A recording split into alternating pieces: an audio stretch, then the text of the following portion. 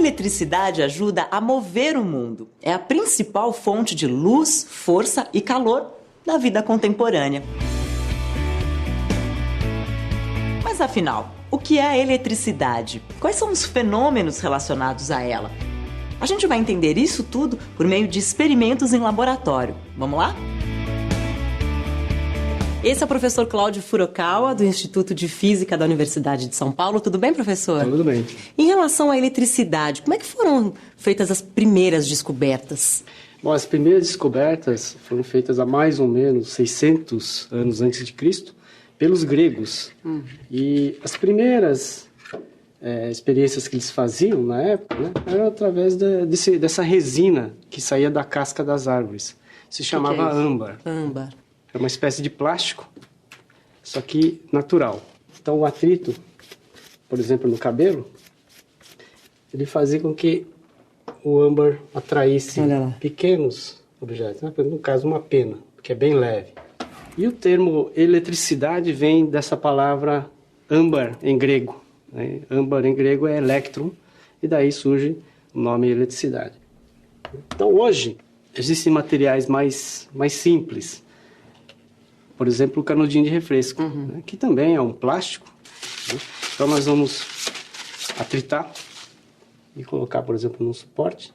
E aí, se você aproximar a mão daquela parte de lá, você vai ver que ela atrai a sua mão e a sua mão atrai o canudo.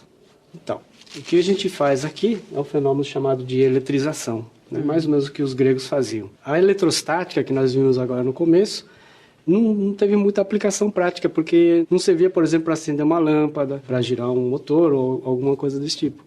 Então, houve a necessidade de se gerar mais cargas. E a partir daí foi inventado aí a pilha.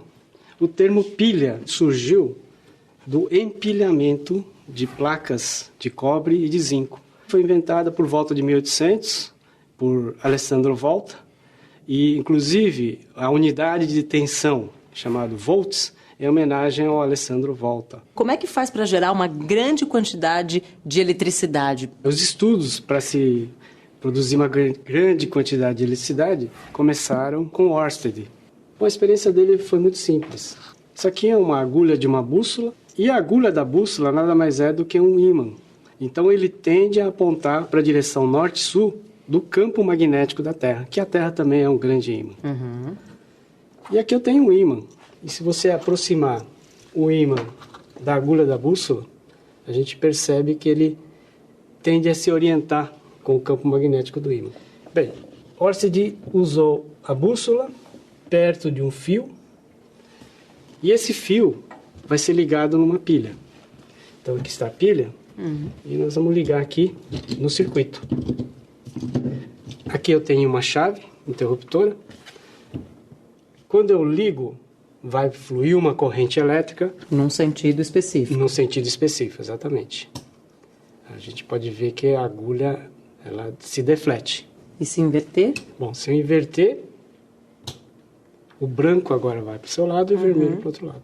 E o que ele concluiu nesse estudo? Então, a grande conclusão é que existe uma correlação entre a corrente elétrica e o campo magnético. E se a gente inverter? Magnetismo também gera eletricidade? Sim, sim. Essa foi a grande descoberta de Faraday. Agora nós vamos então ver o experimento de Faraday. Como que você produz eletricidade a partir do magnetismo? Para você ligar um LED, para você fazer o LED acender, eu posso ligar numa pilha. Haveria necessidade de alguma fonte de energia.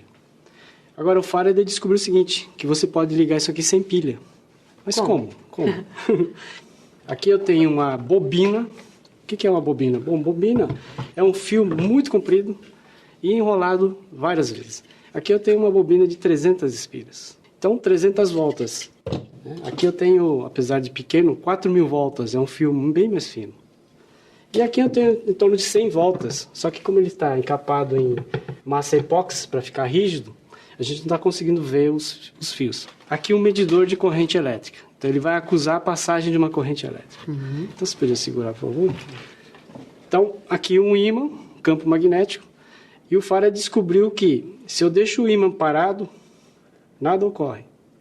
Mas se eu puser o ímã em movimento, haverá a geração de um campo elétrico, e esse campo elétrico é que vai fornecer uma corrente elétrica pelo fio. E muda se é mais rápido ou mais devagar? Sim, quanto mais rápido, mais volts irá aparecer, maior a tensão induzida. E para mostrar o que existe em torno desse ímã, que é algo que a gente não vê, que a gente chama de campo magnético, eu trouxe aqui uma plaquinha com um monte de esferinhas de ferro. E essas esferinhas de ferro, elas se alinham com o campo magnético do ímã, que a gente pode olhar por aqui. Olha. Você vê que há alguma coisa em torno desse ímã que nós chamamos de campo magnético. E a variação desse campo magnético que passa por dentro da bobina é que vai me gerar eletricidade. Então, essa experiência de Faraday foi revolucionária, porque a partir de uma forma de energia que é abundante na natureza, que é a energia mecânica, a gente pode transformar em eletricidade. E como é que isso se aplica no nosso dia a dia? No nosso dia a dia, a gente consegue essa produção de eletricidade nas usinas hidrelétricas, que eu vou mostrar agora nesse próximo experimento.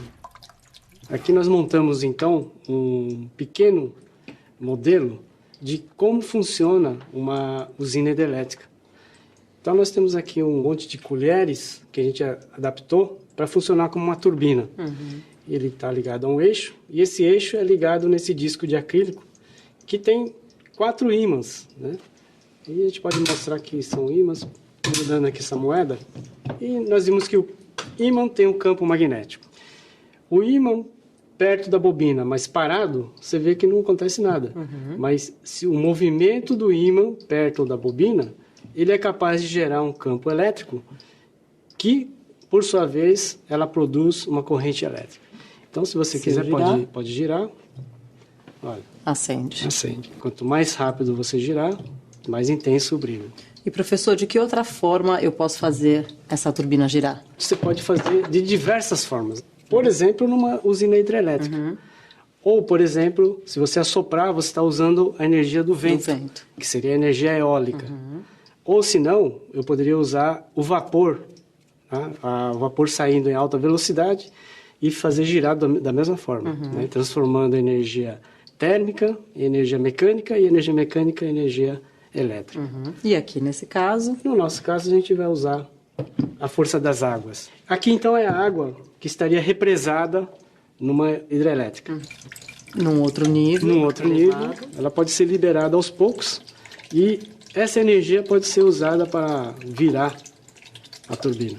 E a energia armazenada na água represada vai sendo transformada em energia cinética, energia de movimento, e essa energia de movimento sendo transformada em eletricidade por meio desse dispositivo que seria o gerador ou dínamo. Então, toda essa parte aqui faz parte do gerador. Quanto maior a altura e quanto maior a vazão, mais energia você tem na forma de energia elétrica. Professor, eu quero agradecer as suas elucidações e todos os experimentos que foram muito interessantes. Obrigada. Bom, agora que a gente viu o modelo em laboratório, que tal conhecer uma usina hidrelétrica? Vamos lá?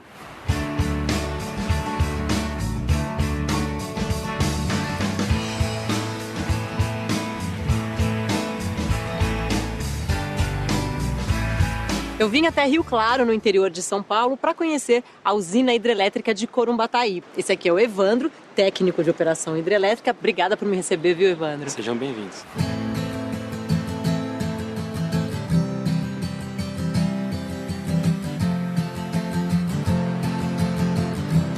Então, Evandro, esse aqui é o rio Corumbataí represado. Exatamente, aqui é a barragem, a represa do rio Corumbataí.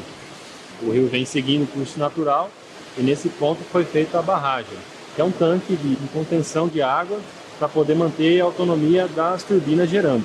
Do lado de cá a gente vê só os vertedouros, né? Que é o que? A água que eu não preciso, ela continua seguindo o curso natural do rio. E do lado de lá é onde eu tenho a comporta que alimenta as turbinas.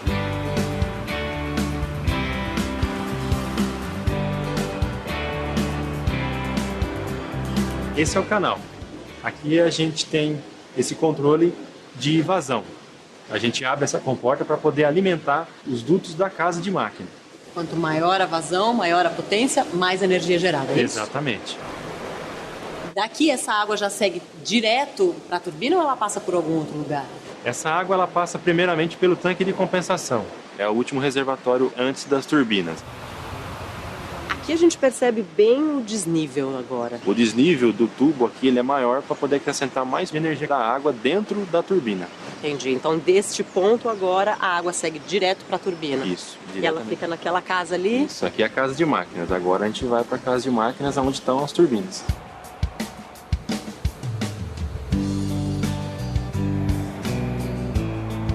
Evandro, então agora finalmente a gente chegou no coração da usina, é isso? Exatamente. Aqui é onde agora tudo acontece, né?